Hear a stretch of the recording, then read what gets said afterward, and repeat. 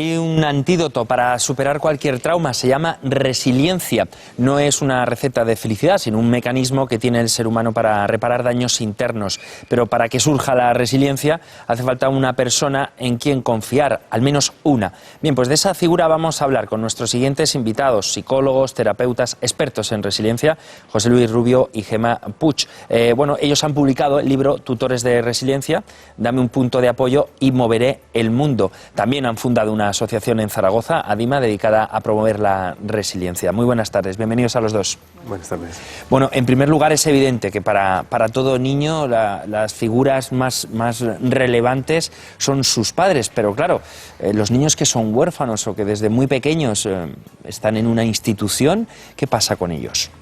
Bueno, yo creo que ese es un tema interesante.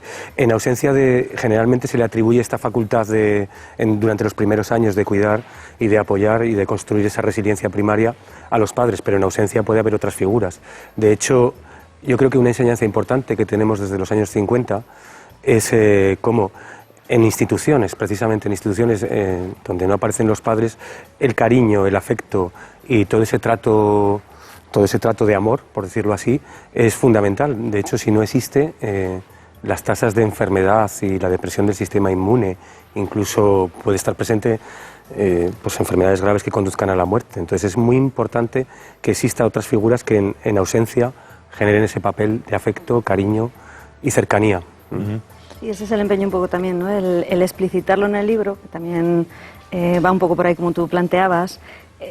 Sobre todo el empeño es ese, que la gente que sí que trabajamos quizá con estos niños y que hay un montón de profesionales con los que hemos podido contactar, realmente sepan que, bueno, pues que hay una posibilidad ahí de ejercer ese papel, ¿no? Y ese apoyo del que tú hablabas, sabiendo que en su mapa o en su escenario en ese momento no existen esas figuras fundamentales, ¿no? Claro, vosotros afirmáis que tener una buena base afectiva, por así decirlo, desde pequeñitos, ayuda a superar cualquier trauma.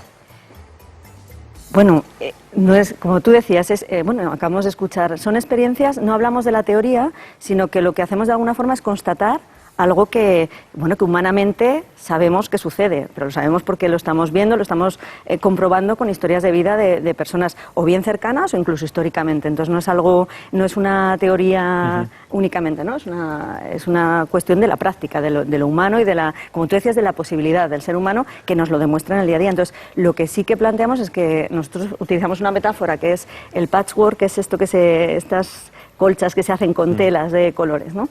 De alguna forma, lo que planteamos es, uno construye ese patchwork desde el principio, desde el que nace, incluso antes, ¿no? Con el tema de la preparación del nido, Claro, hay quien tiene ese patchwork a la hora de nacer ya completo, ya completo, ya bastante trabajado, y a lo largo de la vida uno va cosiendo sus trocitos. Pero hay quien el punto de partida es diferente y tiene que ir reconstruyéndolo durante la vida. En definitiva, influye pero no determina. Sería un poco el resumen de todo esto, ¿no? Esas figuras juegan un papel importante, pero luego pueden aparecer otras figuras, y es lo deseable. Sobre todo huye del determinismo, ¿no? Es decir, como ya, sobre todo por la experiencia también, ¿no? A lo mejor de trabajar con personas que como punto de partida no tienen ese previo, no huimos de ese determinismo, es decir, como no lo has tenido, tu vida va a ser, no eres carne de cañón, que es una frase de estas que nos pone los pelos de punta. No os gusta nada.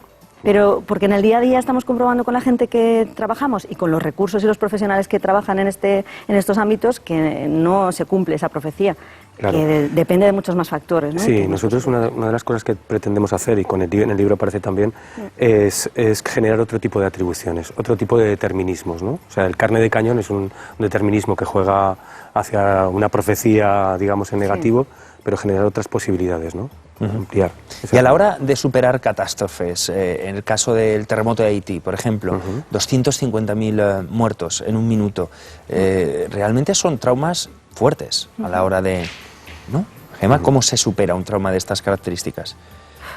Desde luego, lo que está claro es que en este momento, si se hiciese el estudio de cómo se han hecho en otras ocasiones, ¿no? A partir de catástrofes naturales o de atentados, pues lo que está claro es que humanamente hay que echar mano de muchas historias, ¿no? Pero que no necesariamente tiene que ser la ayuda psicológica, pero que también, ¿no? Que ayuda, pero que realmente, el echar mano, sobre todo lo que tiene que ver con todo lo social, ¿no? Con el apoyo que tienes a ese nivel. Pues hay muchos ejemplos, ¿verdad? Nos contaban también. Mira, yo creo que Sí, un tema es la atención inmediata, el durante, lo que nosotros llamamos el momento de crisis. El impacto, ¿no? El impacto, y ahí sí que se requiere un tipo de atención especializada y demás.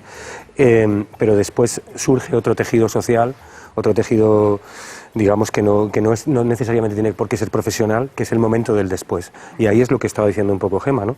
Toda esa red de apoyo, incluso la aparición del humor, de un humor social en esas situaciones, ¿no? Que, pese a lo que pudiera parecer, surge y aparece, ¿no?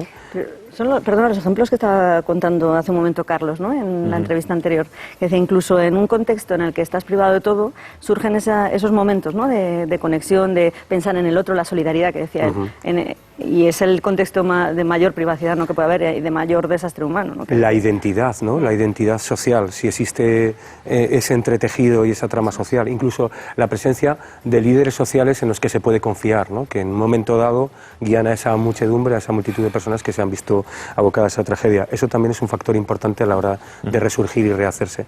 Hay un estudio interesante que se hizo en toda la costa este americana. Sabéis que es una zona pues muy expuesta a fenómenos sísmicos, etcétera, ¿no?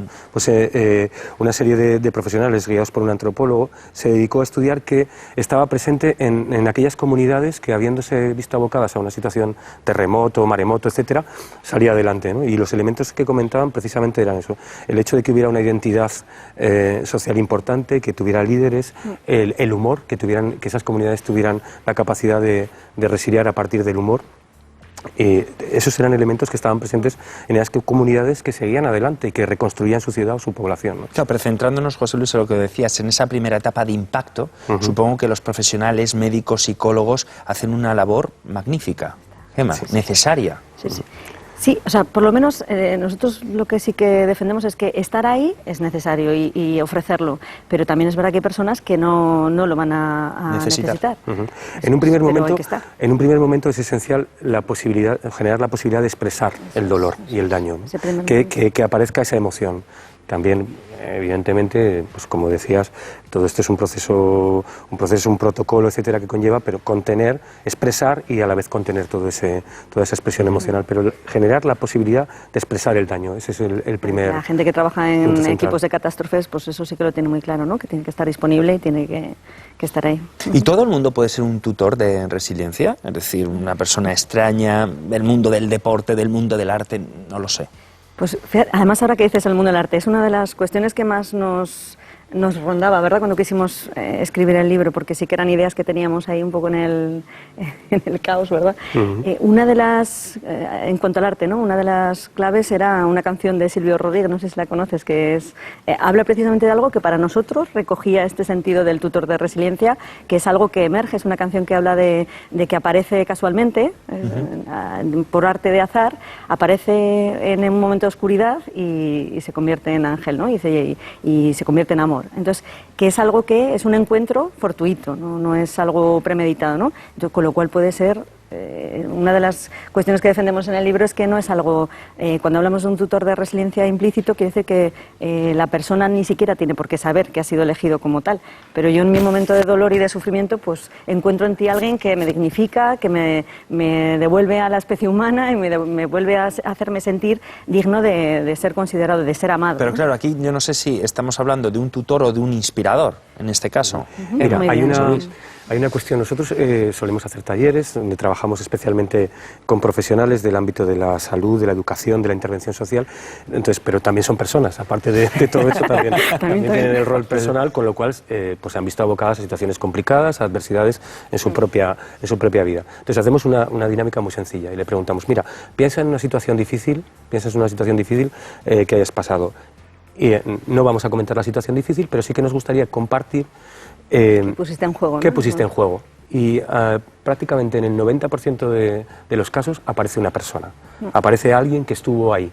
Y la otra parte curiosa de todo esto es que la mayoría de la gente cuando lleva a cabo esta dinámica se da cuenta de que no compartió con esas personas la importancia de ese rol o de ese papel que en ese momento jugaron, ¿no? Entonces, a veces, aun siendo profesionales, también les mueve pues tengo que hablar con esta persona porque al pararme y pensar en todo esto me he dado cuenta de ese papel importante. Ese ángel para el final, ¿no? La película, la canción Ángel para un final, eso es. Muy bien, eso es. Bueno, Sí, sí, dime. No, dime, no, Gemma. que eso es una de las preocupaciones que teníamos, que a veces hacerlo tan concreto y hablar de este tema parece que al final se convierta en algo preparado, programado, ¿no? Que tú puedes ser tutor de resiliencia. Claro, los profesionales, por ejemplo, los profesionales de la ayuda, estamos muy acostumbrados a ese sentimiento de utilidad hacia el otro, ¿no? Entonces, sentirme que yo te estoy ayudando, que te estoy acompañando. Entonces, ¿cómo romper, verdad? Nos preocupaba cómo romper esa tendencia, ¿no? Claro. A ser el que salva al otro, porque el título, fíjate, ahí has caído en la trampa, has dicho dame un punto de apoyo, moveré el mundo, y nosotros lo que insistíamos, está con mayúsculas, es mi mundo, porque soy yo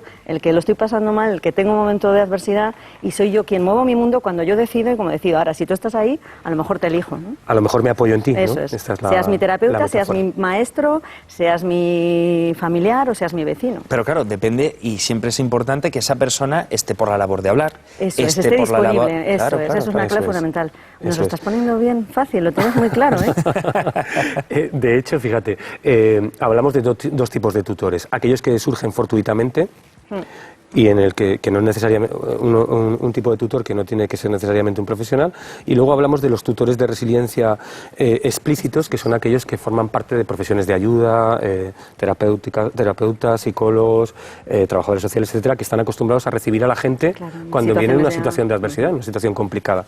Entonces ahí decimos, oye, ¿este libro te va a servir para convertirte en un tutor de resiliencia? No, porque esto va a ser algo que la otra persona elija, ¿no? Y que le dé esa trascendencia para ti. Pero lo que sí que puedes hacer son una serie de cosas que te ponen en disposición, que es lo que tú estabas comentando, ¿no? Bueno, estoy dispuesto a escucharte, estoy dispuesto a tolerar tu daño, tu dolor. Claro, además de escuchar, hay que tener en cuenta otros factores, ¿no?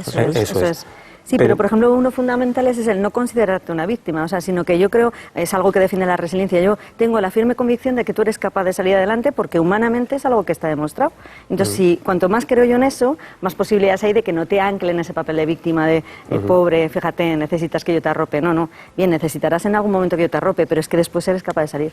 Y de reconstruir esa identidad, en definitiva, porque todos para salir adelante necesitamos una identidad nueva después de una sacudida. Necesitamos podernos reconstruir en, pues como se suele decir, ¿no? Pasar de víctima a superviviente, ¿no? O sea, que es la idea de incorporo el hecho de que he sufrido un daño, pero he dejado atrás ese daño, ¿no? Sin olvidarlo, pero... Claro, y un trauma de ciertas características puede llegar a provocar algún trastorno mental, Emma. Pues bueno, eso también lo vemos desgraciadamente, que la respuesta a determinadas situaciones, pero además una de las, bueno, yo llevo años trabajando también, ¿no? a nivel terapéutico, pero una de las cuestiones que preocupa es que a veces el golpe aparentemente no es tan grave y en cambio la desestructuración a nivel personal, ¿cómo puede ser que alguien que ha sufrido una catástrofe salga adelante y alguien que en su vida aparentemente está todo bien esté hundido en la miseria, ¿no?